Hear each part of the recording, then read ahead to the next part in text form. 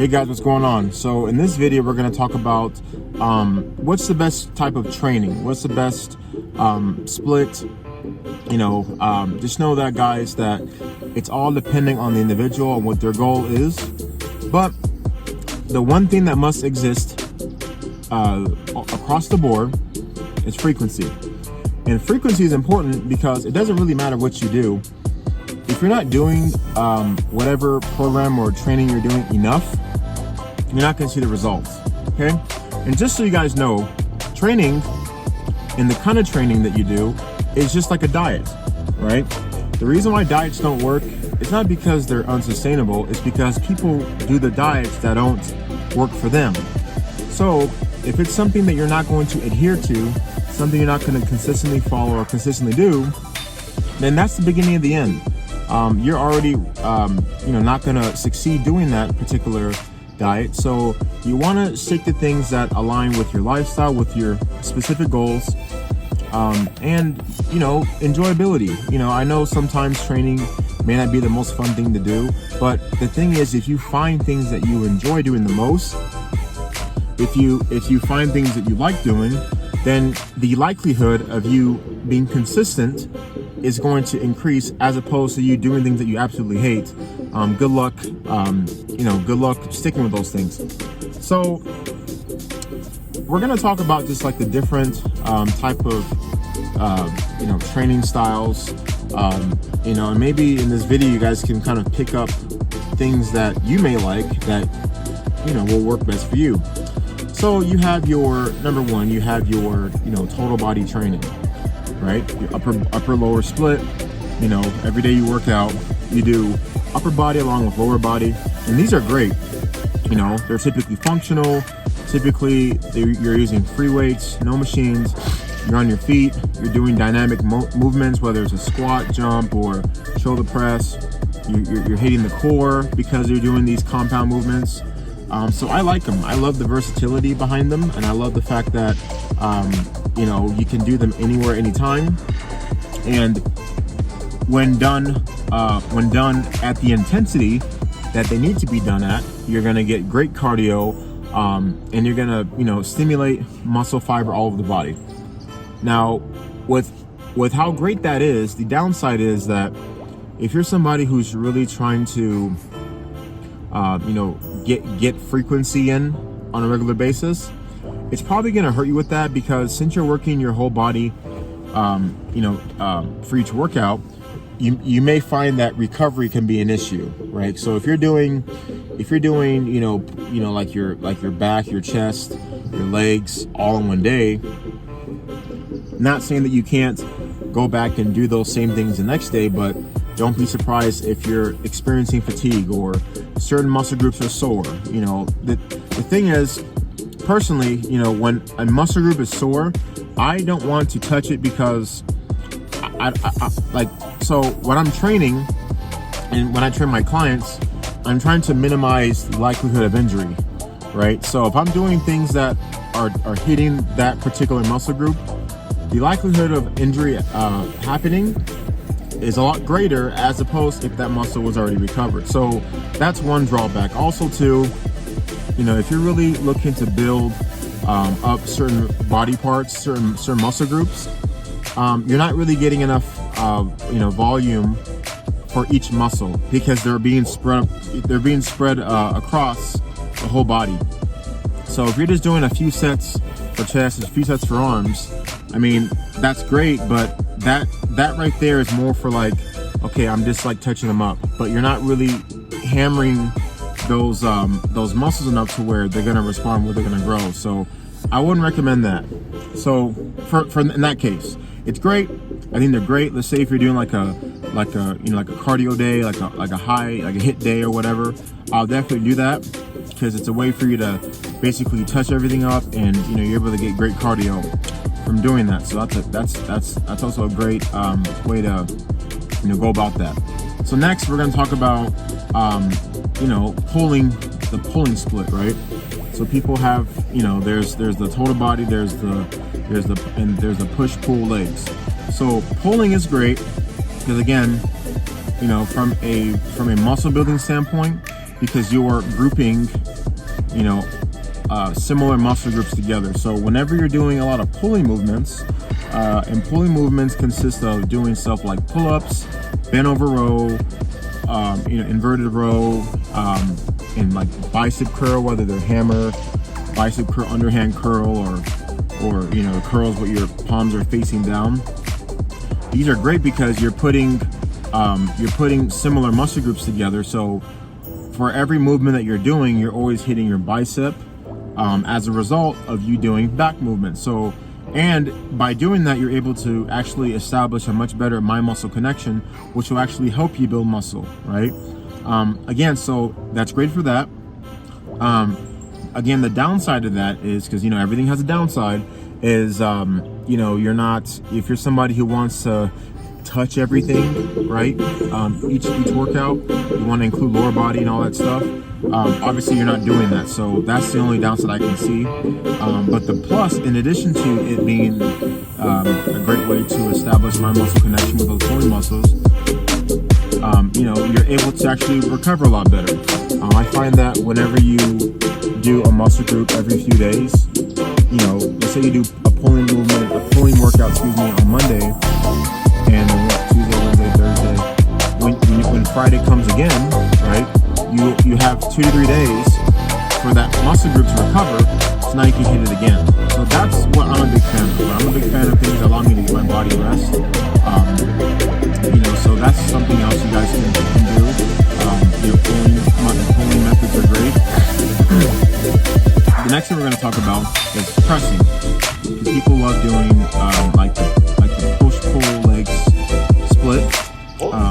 So pressing's great because it allows you to work, your pressing muscles, which consists of your shoulders, your chest, and the secondary muscles, that is triceps.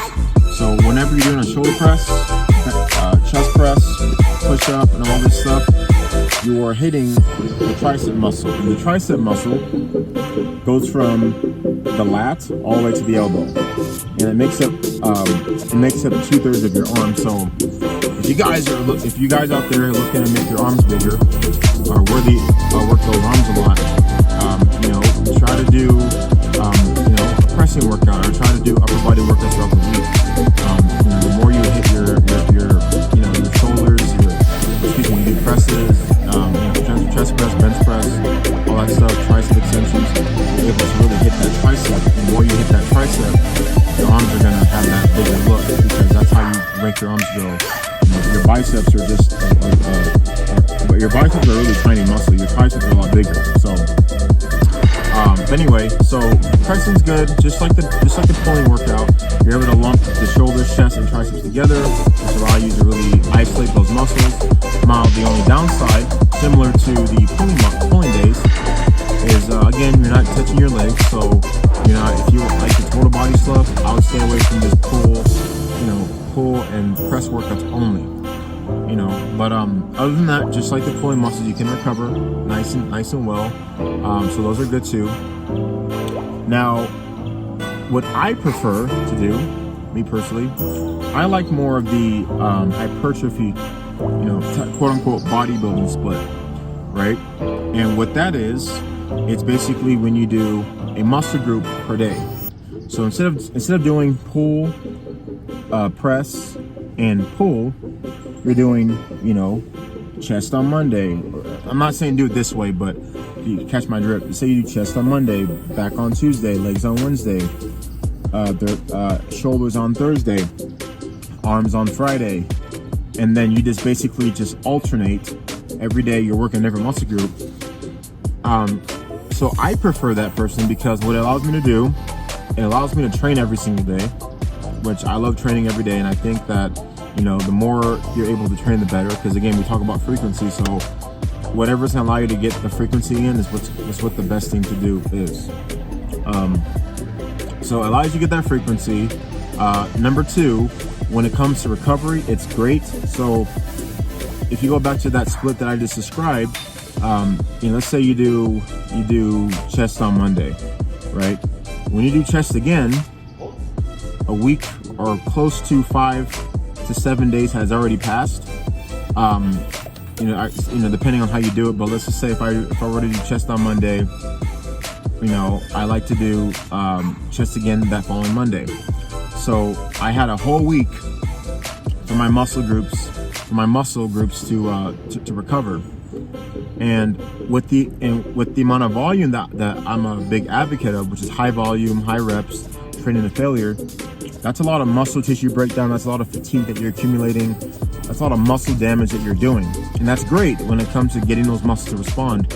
But what's also just as important is your ability to recover from those workouts. So I'm a fan of that because it allows me to hit the muscles hard, recover. Every time I do that split, I don't have any injury. But whenever I start doing a lot of total body stuff where I'm touching this muscle group throughout the week, I'm not giving my body enough time to rest. And personally, I'm not a big fan of that.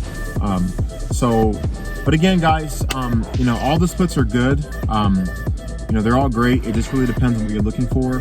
If you're somebody who doesn't really have time to train throughout the week, or like a lot of my clients, I see them between 3 to 4 days a week.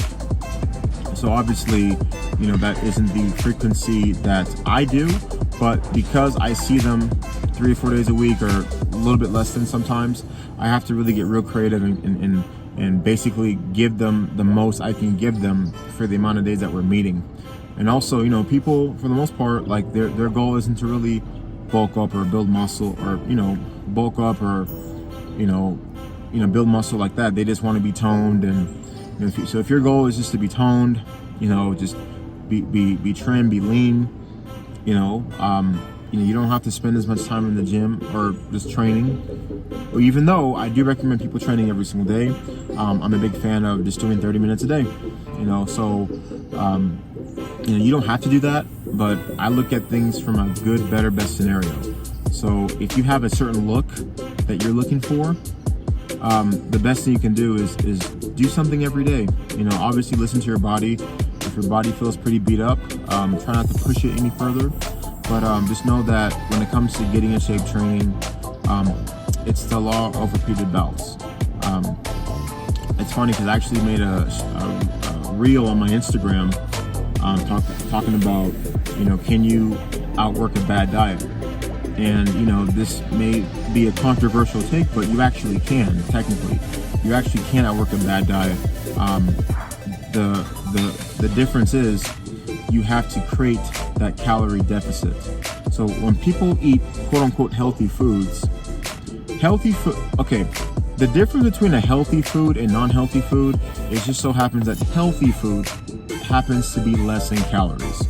Junk food, quote unquote, has more calories. So obviously, if you eat a salad, right, versus a slice of pizza, you're gonna get a higher calorie yield eating the pizza than the salad.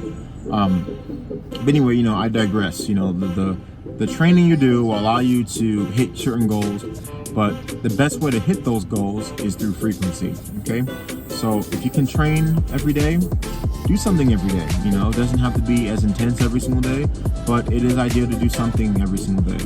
And not just walking. Walking, I don't consider that a workout. That's something that I look at as like a warm-up or like a cool down, or just to get your body moving. But you need to be working up a sweat, getting your heart rate over 160 beats a minute, and preferably breaking down some muscle tissue. That way your body can respond and change accordingly. So anyway, this video is getting too long, guys. I just wanted to leave you with that information. I hope you guys are able to take from what I was trying to explain to you that it doesn't really matter what you do. Frequency is what matters the most. Okay, so guys, thank you for tuning in. Be sure to like the video, subscribe to Lion Strong CEO, which is me, and I'll have more content out for you guys very soon. Have a great day. Thanks for watching. Bye.